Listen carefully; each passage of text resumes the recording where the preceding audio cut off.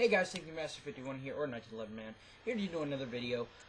This is probably like the third take I've done this video, just because, for whatever reason, I just can't keep all my thoughts in one video, so I'm going to try something different.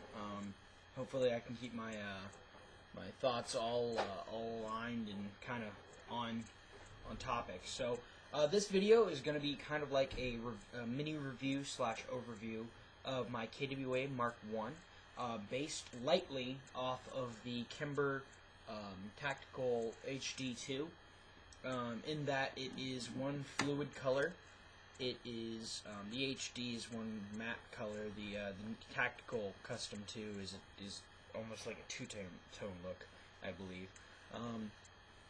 First thing you're gonna notice off the bat is my KWA logos are kind of worn down and kind of old looking. Well, that's not due to age. That's actually due to my modifications. What I did is I filled them in with Sharpie, all of them. Just do that. Pretty much filled in all of them, so they're nice and dark, blacked out with Sharpie. And then I filled them in with black crayon, so they just kind of look worn down and old, as opposed to just like these vibrant white letters saying, "Hey, guess what? This is a professional training pistol." So that's the first thing I did to this. The other things I did to it was add a magwell from the Mark. Sorry, I added a magwell from the Mark 3 and 4 series. So I just ordered that online. So it helps with magazine reloads, just kind of on the fly. So it helps, especially when you can't, or you're just trying to do a quick reload. Basically, on a standard 1911. The problem really is with reloading is you're trying to put a small square into a small square, and with sorry about that.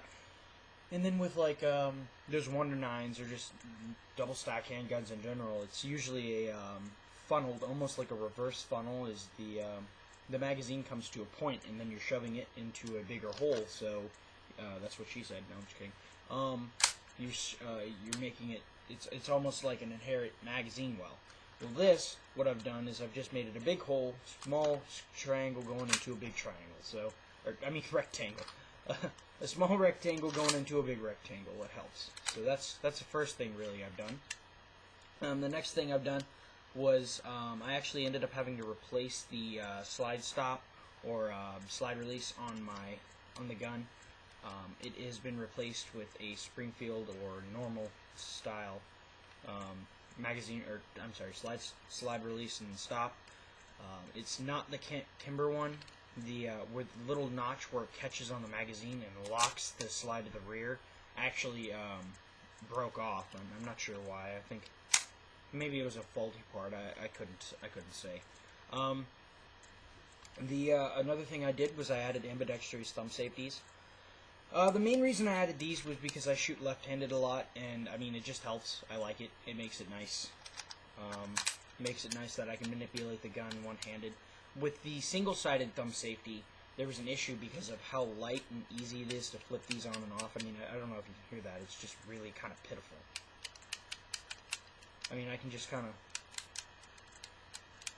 flip it on and off like that. So when I would shoot it left-handed without the other safety, first of all, there was nowhere to put my thumb. Second of all, if I got a good aggressive grip, you can see it flips it on. So if I'm going for a holster, this would happen is I would go on the gun and I would activate the thumb safety when I got the gun from the holster. Now most of the time I have it so that the thumb safety is on. But that's usually when I have it in the right-handed holster. With a lefty, when I'm shooting lefty, I can't really actuate that the switch really all that efficiently. So I actually just hold it off, and then it's in my holster. And then when I draw it, I just squeeze off around, and that's how I do that. Now I think this is a little bit better. It's like it aids in reflexive muscle memory. I like that, so you can manipulate the safeties left-hand, right-handed, which is really nice. Another really quick cool thing. I didn't really add this to the gun. It was a stock, but KWA actually kind of puts almost like an extended magazine release on their Mark series, and I really like that because people with short, stubby thumbs like me even though I have decently good-sized hands, I just have these ridiculously small thumbs. It helps, so you don't have to come on with your offhand and change. So that's nice. I like that. The next real modification I did to this was I got a metal barrel as opposed to the polymer one. I didn't really like it. I wasn't really a fan of it. It just was a problem for me. And then there's another mod for the barrel I'll talk about in a minute. But the next thing I did was I actually downgraded the. I downgraded the recoil spring on this gun. You notice this one's chromed or silvery as opposed to the stock one, which is this one. This is and you can even see this is a smaller spring altogether. It's a little less substantial. This is the standard spring that this gun comes with. This is what I like to call a Duster Gas or HFC 134A rated gun. And the whole reason I put this spring in here was because if I am shooting in adverse conditions, or I'm shooting with a lower pressure gas, or actually just let me explain the adverse conditions. Basically what I mean by that is if the gun is dirty and hasn't been cleaned in a while, it makes it so that, sorry, just gotta prop this up. It makes it so that there's less for the slide to be pushing against to travel all the way to the rear. So if, say, there's gunk on this and it's really hard for the gun to go backwards, well, putting in a lighter recoil spring makes it so that there's less for that little nozzle to have to push back. So it makes it so that it cycles more reliably. It's going to be a little bit harsher, but it'll probably slow down because of the gunk.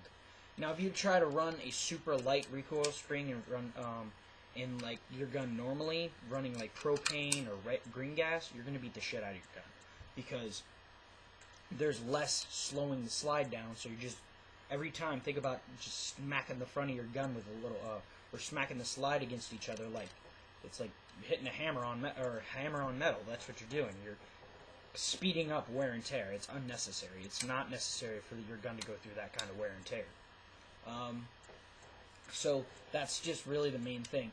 And then really and then the gases really it's just the whole reason for the gases would be for different temperatures.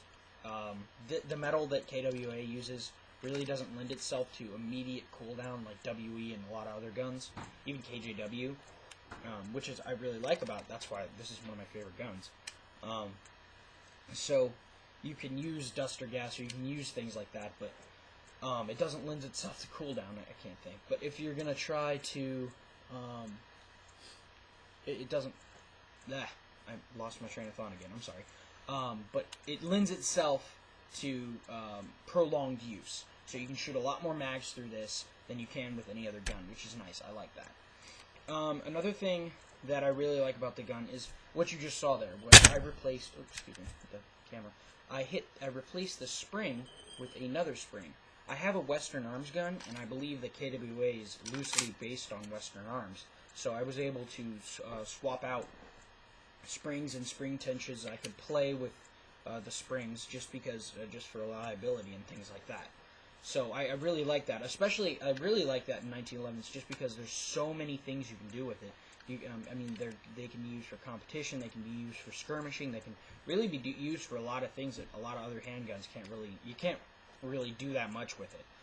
And these are a lot. I feel like they're a lot more user friendly as well. So you don't really. And another thing, you don't really have to be an expert to know how to change your recoil springs. I mean, it helps, but you just throw in a spring, see if that works. If it doesn't, I mean, if you end up having short stroking or like it's a when you squeeze off around, it's a really stiff cycling. You know, hey, maybe that's a little too light. Maybe I throw in a more substantial one, slows down the slide, makes it a little bit more gushy. I mean, it's fun. I mean, I like that. I will be posting a shooting video of this gun, hopefully in the next couple days, just because I've done so many things to it, and I really do like it. One of the last but not least, or not really last but not least, but another thing that I did, I mentioned the metal barrel. One thing one of the things, now this is kind of like, this kind of leads into something else I wanted to talk about. One of the things I don't like about a lot of Airsoft 1911s is, hammer's back. Okay, that's good. Is this. How they rattle. I understand these guns aren't hand fit like normal real 1911s. So, I mean, you're going to get that inherent rattling. And that aids in reliability here and there. But when you're trying to shoot accurately with the gun, it doesn't help because your guns aren't going to be, your parts aren't going to be coming into battery exactly the same every time. And Lezeus Custom Shop does a lot of great work with Maruis. I'm going to probably do this as a video response to one of his videos. He touches on it a lot, is the rattle. When he makes a gun, he makes it tight. They're really nice. The tolerances, I know for a fact, are going to end up being really nice. His stuff is great because he hand fits them. It's excellent stuff. But any airsoft manufacturers just can't do that because they have volume they have to keep up with. So what I have found is a super easy fix to this. I don't know. I haven't tried it on a Marui. I really haven't tried on my KGW because that's kind of like a workhorse. I mean, this is a workhorse. Don't get me wrong, but I just wanted to try a couple things on this. This is kind of like my test bed for anything like 1911 base, just because of how great this gun is. Normally, I'm not a Kimber guy, but these guns are decent, especially since it's KWA. I think that's interesting. Kind of like how what is it? It's something sword.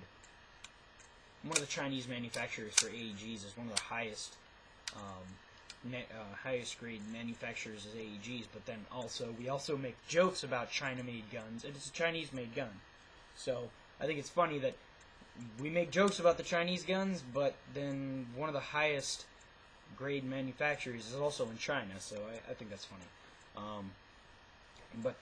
And then we also make a lot of, in the real steel community, people make fun of Kimber because they say how high grade their guns are, but then a lot of people talk about how their quality control is just some crap. So, but then KWA goes and makes a great gun like this. So you know. But back into the mod, what I did is I actually just found some tape around the house, and I just now this took a lot of different trial and error.